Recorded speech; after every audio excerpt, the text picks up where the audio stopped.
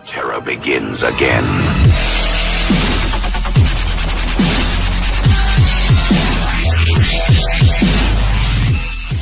Halo, dalam video kali ini saya ingin menjelaskan tentang logika dan algoritma komputer sebagai salah satu materi dari mata pelajaran Simulasi dan Komunikasi Digital atau SIMKOMDIK. Dalam kompetensi dasar 3.1 yaitu menerapkan logika dan algoritma komputer, kita memiliki dua indikator.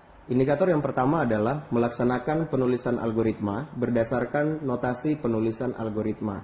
Indikator yang kedua, membuat program sederhana. Untuk tujuan pembelajarannya itu ada 4 poin. Yang pertama, menggambarkan suatu permasalahan berdasarkan logika dengan cermat. Yang kedua, melaksanakan penulisan algoritma berdasarkan notasi penulisan algoritma dengan teliti. Yang ketiga, mengoperasikan software pembuat program dengan baik dan benar. Dan yang terakhir, memodifikasi sebuah masalah dalam bentuk program sederhana dengan mandiri. Kita masuk pada pembahasan mengenai pengertian logika dan algoritma. Pengertian algoritma itu sangat lekat dengan kata logika, yaitu kemampuan seorang manusia untuk berpikir dengan akal tentang suatu permasalahan yang dapat menghasilkan sebuah kebenaran, bisa dibuktikan, dan dapat diterima akal. Logika juga seringkali dihubungkan dengan kecerdasan. Seseorang yang mampu berlogika dengan baik seringkali disebut sebagai pribadi yang cerdas. Poin yang selanjutnya, logika itu identik dengan masuk akal dan penalaran. Penalaran adalah salah satu bentuk pemikiran, di mana pemikiran ini adalah pengetahuan tak langsung yang didasarkan pada pernyataan langsung pemikiran mungkin benar dan mungkin juga tidak benar. Definisi logika itu sangat sederhana, yaitu ilmu yang memberikan prinsip-prinsip yang harus diikuti agar dapat berpikir valid menurut aturan yang berlaku. Poin yang ketiga, logika itu berasal dari bahasa Yunani yaitu logos yang berarti ilmu. Logika juga dapat diartikan sebagai ilmu yang mengajarkan cara berpikir untuk melakukan kegiatan dengan tujuan tertentu. Kita masuk pada pembahasan yang selanjutnya yaitu pengertian algoritma. Poin yang pertama, algoritma ini berasal dari nama ilmuwan Arab, yaitu Abu Ja'far Muhammad Ibnu Musa Al-Khwarizmi, penulis buku berjudul Al-Jabar wal Muqabalah. Kemudian, kata Al-Khwarizmi ini dibaca oleh orang barat menjadi algoritm, yang lambat laun menjadi algoritm, dan diserap ke dalam bahasa Indonesia menjadi algoritma. Poin yang kedua, algoritma menurut para ahli. Menurut Rinaldi Munir, algoritma adalah urutan langkah-langkah logis penyelesaian masalah yang disusun secara sistematis. Menurut tim Gunadarma 1998, algoritma itu adalah suatu himpunan berhingga dari instruksi-instruksi yang secara jelas memperinci langkah-langkah proses pelaksanaan dalam pemecahan masalah. Dari pengertian di atas dapat disimpulkan bahwa logika dan algoritma itu adalah ilmu yang mempelajari cara penyelesaian suatu masalah berdasarkan urutan langkah-langkah terbatas yang disusun secara sistematis dan menggunakan bahasa yang logis dengan tujuan tertentu. Nah, untuk lebih mudah memahami arti dari algoritma, dicontohkan sebuah permasalahan penukaran isi dari dua gelas. Diberikan dua buah gelas, yaitu gelas A dan gelas B, di mana gelas A ini berisi air teh dan gelas B berisi air kopi. Pertukaran isi gelas tersebut sehingga menghasilkan gelas A yang semula berisi air teh menjadi berisi air kopi, dan gelas B yang semula berisi air kopi menjadi berisi air teh. Cara penyelesaian permasalahan ini adalah sebagai berikut. Untuk mempertukarkan isi gelas dengan benar, maka kita memerlukan gelas tambahan yang kita beri nama gelas C sebagai tempat penampungan sementara. Nah, berikut algoritmanya. Pertama, siapkan gelas cadangan C. Kedua, tuangkan air teh dari gelas A ke dalam gelas C, di mana saat ini gelas A menjadi kosong. Yang ketiga, tuangkan air kopi dari gelas B ke dalam gelas A, di mana gelas B menjadi kosong. Dan yang keempat, tuangkan air teh dari gelas C ke dalam gelas B. Dari contoh ini dapat dilihat bahwa penyelesaian permasalahan penukaran isi dua buah gelas itu sangat sederhana. Di sini digunakan urutan langkah yang masuk akal atau logis, sehingga isi dari keduanya itu sudah berpindah media. Yang awalnya itu air teh berada di gelas A, pindah ke gelas B, dan air kopi yang berada di gelas B, pindah ke gelas A.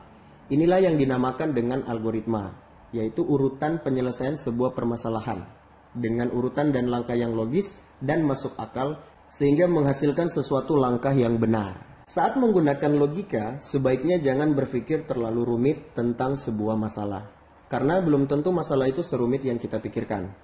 Pikirkanlah hal yang paling sederhana untuk menyelesaikan masalah itu, sehingga kita tidak terjebak dalam pemikiran rumit yang dibuat sendiri.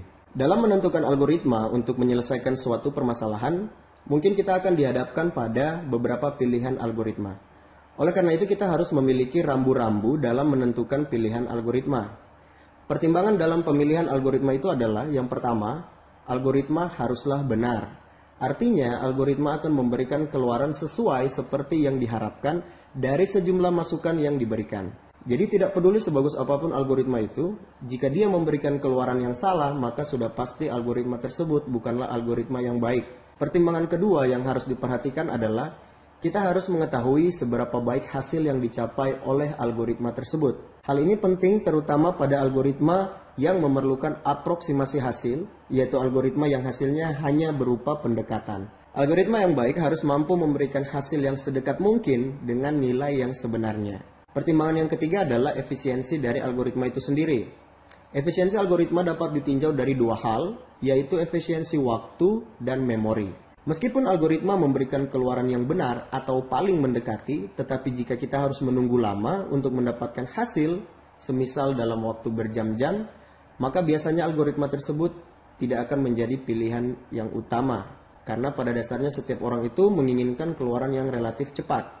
Begitu juga dengan memori. Semakin besar memori yang terpakai, maka semakin jelek algoritma tersebut. Tujuan dari belajar logika dan algoritma ini adalah agar kita dapat membiasakan diri melakukan suatu perencanaan apabila menyelesaikan suatu masalah. Karena suatu permasalahan yang diselesaikan dengan suatu perencanaan yang matang, maka akan mendapatkan solusi yang lebih optimal dibandingkan menyelesaikan masalah tanpa menggunakan suatu perencanaan. Kita masuk pada pembahasan yang selanjutnya, yaitu mengenai ciri-ciri, sifat, dan struktur dasar algoritma. Kita bahas terlebih dahulu tentang ciri-ciri algoritma. Tidak semua langkah penyelesaian masalah yang logis itu dapat disebut sebagai algoritma. Menurut Donald E. Knuth, paling tidak algoritma itu mempunyai 5 ciri penting. Yang pertama itu finiteness atau keterbatasan, di mana algoritma itu harus berakhir setelah mengerjakan sejumlah langkah proses. Jadi tidak boleh algoritma itu tanpa batasan. Jadi dia harus dalam bentuk keterbatasan. Yang kedua, definiteness atau kepastian, di mana setiap langkah harus didefinisikan secara tepat dan tidak berarti ganda atau ambigu. Yang ketiga, dia harus memiliki input, di mana algoritma itu paling tidak memiliki 0 atau lebih data masukan. Yang keempat, output atau keluaran, di mana algoritma juga harus memiliki 0 atau lebih hasil keluaran. Yang terakhir, effectiveness atau efektivitas, di mana algoritma itu harus efektif, langkah-langkah algoritma itu dikerjakan dalam waktu yang wajar. Nah, selanjutnya sifat dari algoritma itu, yang pertama, dia tidak menggunakan simbol atau sintaks dari suatu bahasa pemrograman tertentu. Yang kedua, dia juga tidak tergantung pada suatu bahasa pemrograman tertentu. Yang ketiga, notasi-notasinya dapat digunakan untuk seluruh bahasa manapun. Dan yang keempat, algoritma dapat digunakan untuk merepresentasikan suatu urutan kejadian secara logis dan dapat diterapkan di semua kejadian sehari-hari. Kita masuk pada pembahasan yang selanjutnya, yaitu struktur dasar algoritma. Yang pertama, ada yang namanya runtunan atau sequence. Nah, sebuah runtunan ini terdiri dari satu atau lebih instruksi, di mana setiap instruksi itu dikerjakan secara berurutan sesuai dengan urutan penulisannya. Yakni sebuah instruksi itu dilaksanakan setelah instruksi sebelumnya sudah selesai dikerjakan. Urutan dari instruksi ini akan menentukan hasil akhir dari suatu algoritma. Bila urutan penulisan berubah, maka mungkin juga hasil akhirnya berubah. Sebagai contoh, perhatikan operasi aritmatika berikut ini. Dalam kurung 4 tambah 3 dikalikan 7 sama dengan 49. Tetapi bila urutan aksinya kita ubah, maka hasil keluarannya akan berbeda. Misalnya, kalau kita ubah 4 ditambah dalam kurung 3 kali 7, itu hasilnya adalah 25. Contoh lain dari runtunan aksi adalah algoritma penukaran dua bilangan bulat. Yaitu yang pertama kita deklarasikan misalnya A, B, dan C sebagai bilangan bulat. Lalu kita masukkan nilai A dan B. Yang ketiga kita masukkan nilai A ke dalam C. Yang keempat kita masukkan nilai B ke dalam A. Dan yang kelima kita masukkan nilai C ke dalam B. Jadi seperti itulah contoh dari struktur dasar runtunan atau sequence. Kita masuk pada struktur dasar yang selanjutnya, yaitu pemilihan atau selection. Kadangkala terdapat suatu kejadian yang baru akan dikerjakan jika suatu kondisi tertentu telah terpenuhi. Pemilihan yaitu instruksi yang dikerjakan dengan kondisi tertentu, di mana kondisi ini adalah persyaratan yang dapat bernilai benar atau salah.